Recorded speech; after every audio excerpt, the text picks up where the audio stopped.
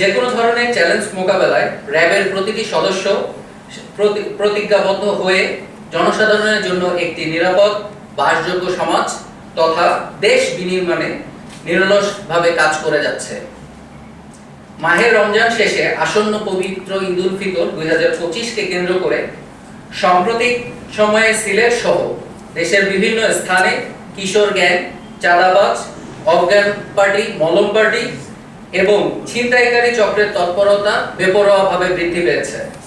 ছিনতাইকারী চক্রের সদস্যরা নিরীহ মানুষকে অস্ত্রের ভয় দেখিয়ে টাকা পয়সা, ব্যাগ, মোবাইল, স্বর্ণালংকার, বিভিন্ন মূল্যবান দ্রব্যাদি ছিনতাই করে জনজীবন অতিষ্ঠ করে তুলেছে। এরই প্রেক্ষিতে ছিনতাইকারী চক্রের সদস্যদের গ্রেপ্তারের মাধ্যমে আইনের আওতায় আনতে র্যাব 9 সিলেট তার নিজস্ব দায়িত্বপূর্ণ এলাকায় গোয়েন্দা নজরদারি বৃদ্ধি করে এবং শহরের বিভিন্ন এলাকায় ছিনতাইয়ের সাথে জড়িত সংঘবদ্ধ চক্রকে ধরতে সক্ষম হয়।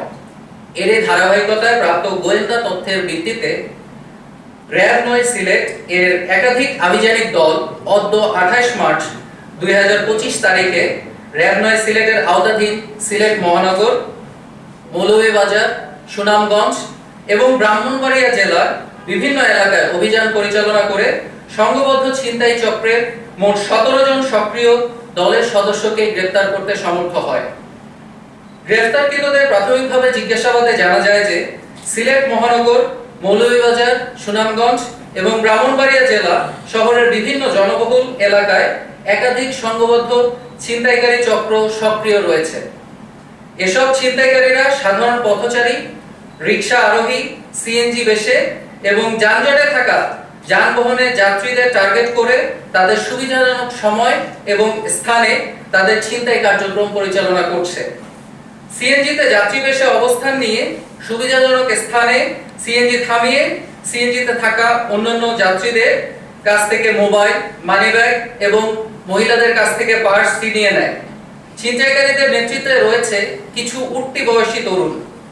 এরা নগরী বা জেলা শহরের বিভিন্ন স্থানে পাড়া মহল্লায় আড্ডা দেয় এবং সুযোগ বুঝে তারা ছিনতাই সহ বিভিন্ন অপরাধ সংঘটিত করে। অনেক সময় তারা ভিকটিমকে ভয়ভীতি কিংবা ধারালো অস্ত্র প্রদর্শন করে সর্বস্ব লুটে নেয় এবং চক্রের সদস্যরা প্রাণঘাতী আঘাত করতেও দ্বিধাবোধ করে না। খুবই স্বল্প সময়ে ছিনতাই শেষে ছিনতাইকারীরা দ্রুত ঘটনাস্থল ত্যাগ করে। ছিনতাইকারীর চক্রের সদস্যরা ছিনতাইকৃত অর্থ দিয়ে মাদক সেবন এবং অনেকেই জীবিকা নির্বাহ করে। উল্লেখ্য যে কিছু কিছু ছিনতাইকারী চক্রের সদস্যরা যাত্রীবেশে সিএনজিতে উঠে জনবিহীন এলাকায় যে সিএনজি ছিনতাই সহ বিভিন্ন খুনের ঘটনাও ঘটিয়েছে।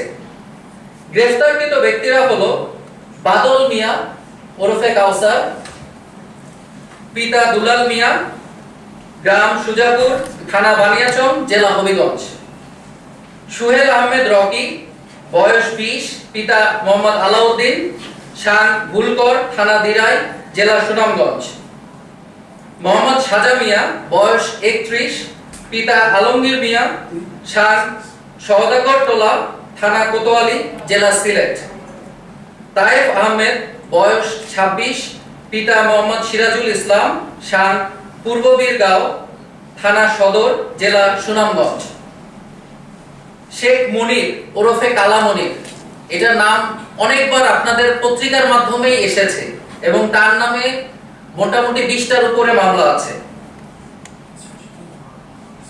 এর পিতার নাম মোহাম্মদ খলিল মিয়া, শান হেতিমগঞ্জ, থানা গোলাপগঞ্জ, জেলা সিলেট; খোরশেদ মিয়া, বয়স 27, পিতা রঞ্জু মিয়া, শান কুনিহাটি, থানা কোতোয়ালি, জেলা ময়মনসিংহ; আকাশ হোসেন, বয়স 21, পিতা মোহাম্মদ শামসুল হক, শান টুকেরগাঁও, থানা ছাতক, জেলা সুনামগঞ্জ; মোহাম্মদ শাহিন, বয়স 32, পিতা মন্নাফ মিয়া, শান দক্ষিণ দরাই, থানা সদর, জেলা ব্রাহ্মণবাড়িয়া; সাইমন, বয়স 22, পিতা শফিক, শান কান্দিরপাড়, থানা সদর, জেলা ব্রাহ্মণবাড়িয়া; রমজান ওরফে আলামিন, বয়স 21, পিতা মন মিয়া, শান কাজিরপাড়া, থানা সদর, জেলা ব্রাহ্মণবাড়িয়া; মাসুম মিয়া, বয়স 35, পিতা শহীদ শিকদার, শান ছত্তরপুর, থানা বিজয়নগর, জেলা ব্রাহ্মণবাড়িয়া।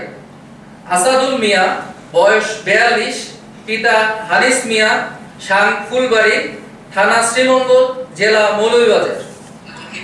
শামীম মিয়া, পিতা আবুল কালাম, শান কাকিয়াপুর, থানা শ্রীমঙ্গল, জেলা মৌলভীবাজার। মোহাম্মদ বাদশাহ মিয়া, বয়স 30, পিতা মোহাম্মদ লাল মিয়া, শান পশ্চিম তেঘরিয়া, থানা সদর, জেলা সুনামগঞ্জ। দেলোয়ার হোসেন, বয়স 48, পিতা মৃত সোনা মিয়া, শান শিলদুয়ার, থানা বিশম্বরপুর, জেলা সুনামগঞ্জ। আজাদ, বয়স 30, পিতা মৃত আব্দুল মুকিত, শান ইব্রাহিমপুর, থানা সদর, জেলা সুনামগঞ্জ। সুমন, বয়স 22, পিতা আজিজ মিয়া, শান মহকুরা, থানা বিশম্বরপুর, জেলা সুনামগঞ্জ। এখানে উল্লেখ্য যে আমরা আজাদ এবং সুমনকে ছিনতাইকৃত সিএনজি সহ গ্রেফতার করতে সমর্থ হই। উক্ত চক্রের সদস্যদের মধ্যে প্রায় সকলের নামে বিভিন্ন থানায় মাদক, ছিনতাই, ডাকাতি এবং খুন সহ একাধিক মামলা রয়েছে। পরবর্তীতে আইনগত ব্যবস্থা গ্রহণের লক্ষ্যে গ্রেফতারকৃতদের সংশ্লিষ্ট থানায় হস্তান্তর কার্যক্রম প্রক্রিয়াধীন। আসন্ন ঈদে সিলেট, ব্রাহ্মণবাড়িয়া, সুনামগঞ্জ, মৌলভীবাজারবাসী এবং দেশের বিভিন্ন প্রান্ত হতে আগত সিলেটের পরিবার এবং সিলেট হতে পরিবার নিয়ে ঈদ করতে যাওয়া বিভিন্ন দেশের বিভিন্ন প্রান্তের ব্যক্তিরা যাতে নিরাপদে ঈদের কেনাকাটা এবং নির্বিঘ্নে বাড়ি যেতে পারে এবং এ লক্ষ্যে ছিনতাই বন্ধের লক্ষ্যে র‍্যাব ৯ সিলেট এর গোয়েন্দা কার্যক্রম এবং অভিযান অব্যাহত থাকবে।